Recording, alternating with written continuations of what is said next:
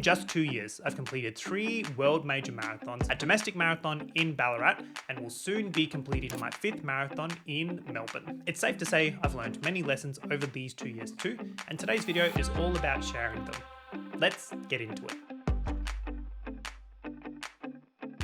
To start off, I think one of the biggest lessons that I've learned in this 2 years of running is that consistency is what really leads to the results here. If we look at my running training age, I'm still quite an infant, being 2 years old now in terms of actually training consistently for the marathon distance. Now, it's not to say my overall exercise training age is that number. It's likely up there with 25, 26 in terms of how much sport I've completed before deciding to get into running, but it's safe to say there's still a lot more I need to learn. Though I think my marathon results do really tell the tale here now. As I record this before Melbourne Marathon, in the space of just under 2 years, I've managed to drop my marathon time from 4 hours 29 to 3 hours 12 minutes. And arguably, obviously nutrition's quite important, and that will likely be another point that I mention later on in the video, but it's the consistency, being able to get out for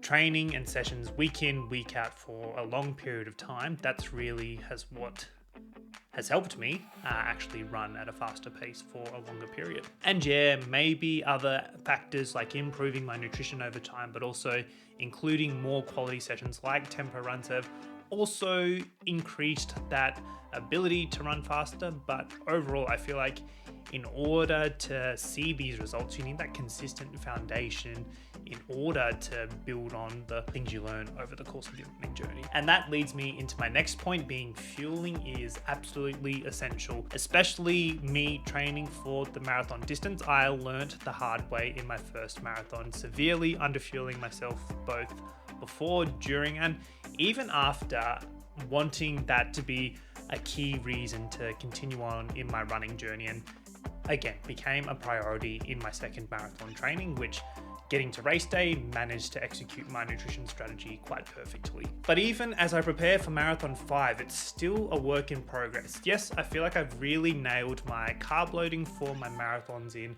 my most recent 2 races. However, during race nutrition is still something that I'm battling with. For me, it's just so hard to consume gels running at faster paces now.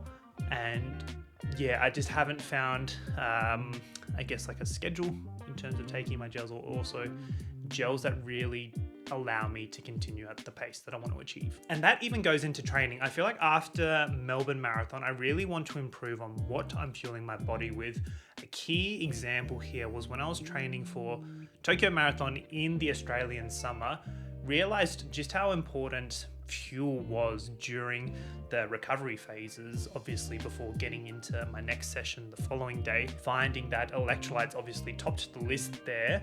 Otherwise I felt completely terrible and trash, and it even showed in my training as well. Funnily enough, I was also watching my What I Eat in a Week video that I filmed almost a year ago now, and yeah, as a runner I really don't feed myself properly too. And again, this is a big learning journey for me too, and like, I'll admit, I am single-handedly probably one of the biggest sweet tooths you'll ever meet too. And yeah, I'm not perfect, but it's just also an open and honest reflection that, hey, nutrition is one of the key factors you need to get right in order to aid in that sustainability. And I feel like when I had my stress reaction, I was slowly getting back into the right nutrition habits, but just with the chaos of marathon training and how much time it actually consumes, it's really hard to balance all pieces to this jigsaw puzzle if you're also working full time and doing a bunch of other stuff on the side too, like filming YouTube videos. Another lesson that I've learned over these 2 years of running consistently is that the biggest progress I've made has been behind the scenes. It's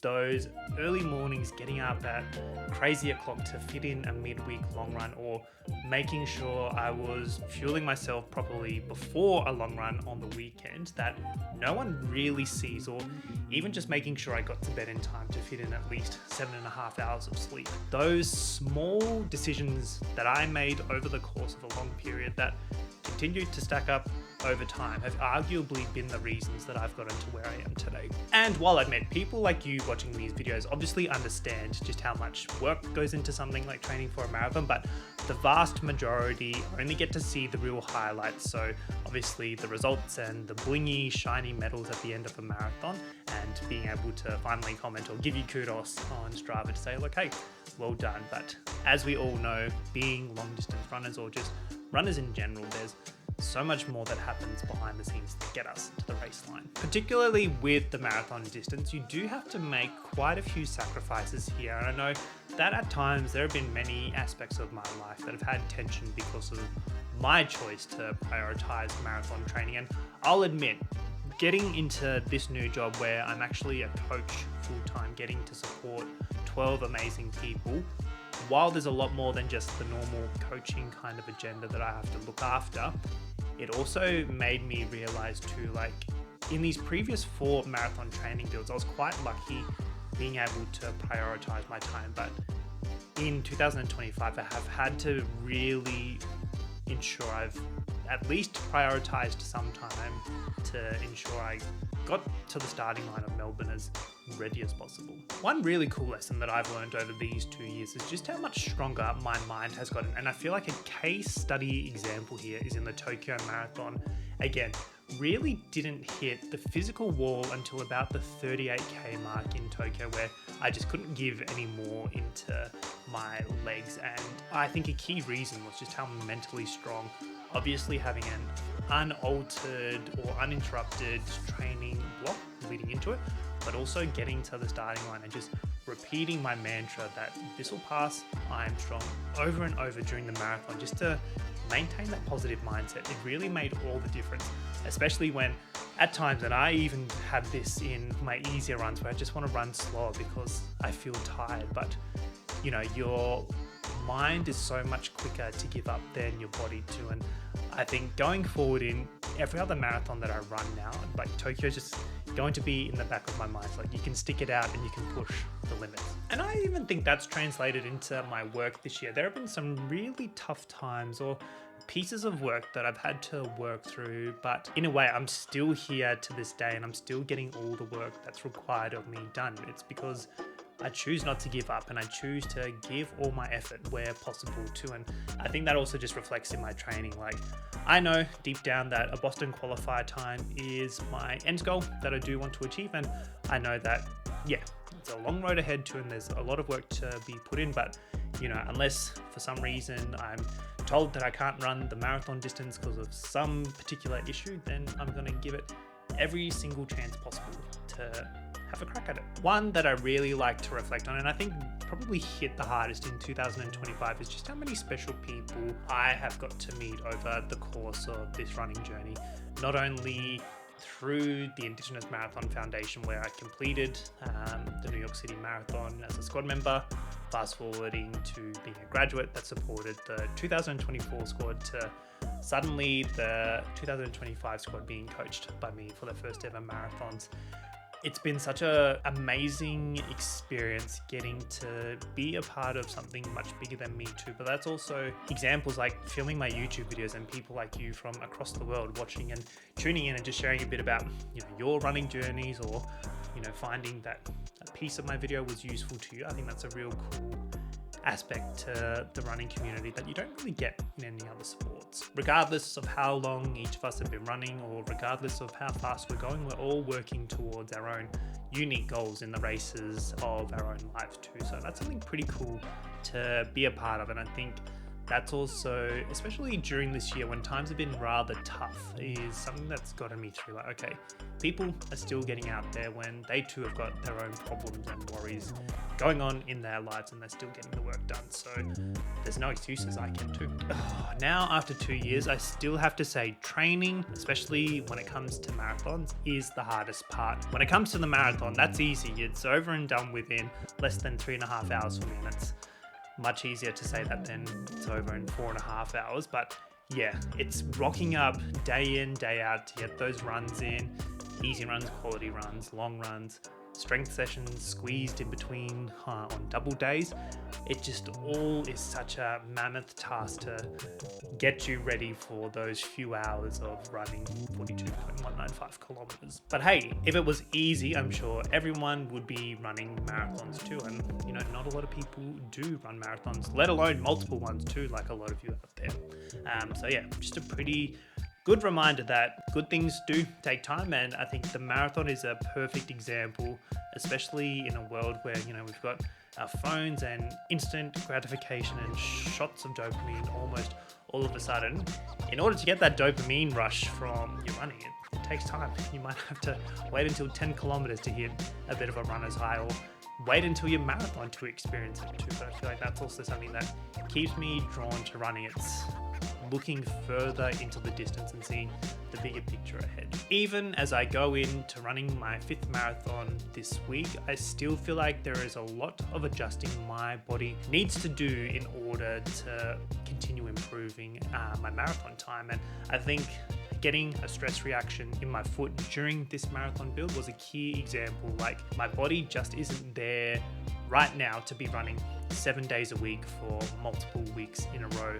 I've come from, again, zero long distance running background in the last 2 years to now suddenly just building a consistent routine. So understanding that, you know, strength work and just a lot of easy runs at a slow pace for long periods of time are what's needed in order to build my base. But it's even cool to reflect now. I remember when training for New York in 2023, shin splints being one of the biggest setbacks that I faced the entire year. When fast forward now to 2025, and shin splints have not popped up once. So it just goes to show that if you stick to your strength work, but also if you remain consistent with your running, like, it eventually gets better. Your body gets stronger and it learns to adapt to the training stresses that you're putting it under. And hey, this is a nice segue into my next one. Strength training has helped me a ton. Now, I feel like I was actually put in a pretty good position being selected to run the New York City Marathon in 2023, having done a good couple years of strength work in the gym. So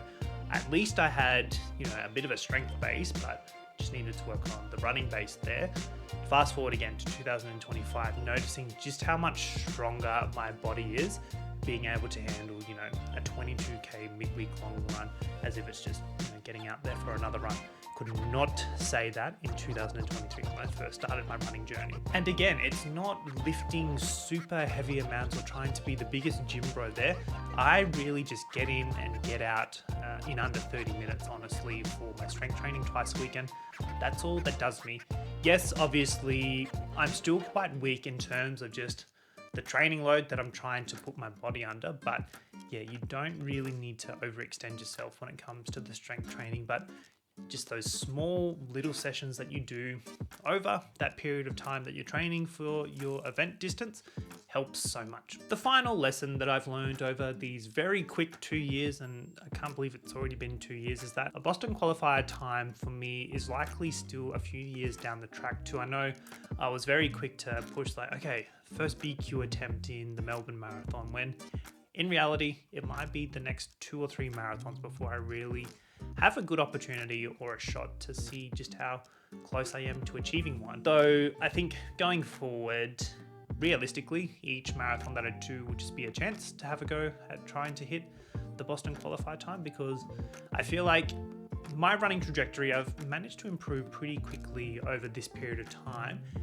There's just, in order to take it to the next level, you really just need to see where that red line is. And I feel like for me, I am comfortable enough now, soon to have run 5 marathons, that my body can handle being pushed a little further. And I feel like that's also where growth comes from. You know, pain is trying to push that weakness out of your body. And yeah, it's pretty cool to see just over each marathon after marathon that I complete, how much stronger, both mentally, physically, and spiritually, I've gotten. And I think that's a really cool thing about running. So there we have it, friends. A bit of a stream of consciousness video again, just recapping all the lessons that I've learned over the 2 years. And I know that there are probably so many that I've missed, but yeah, just as I continue on in this running journey, I know I'm only so raw and so new into it. And yeah, there's likely to be many more lessons coming up in these next few years worth of running that I hope to continue. Let me know down in the comments below, what's one key lesson you've learned over your running journey?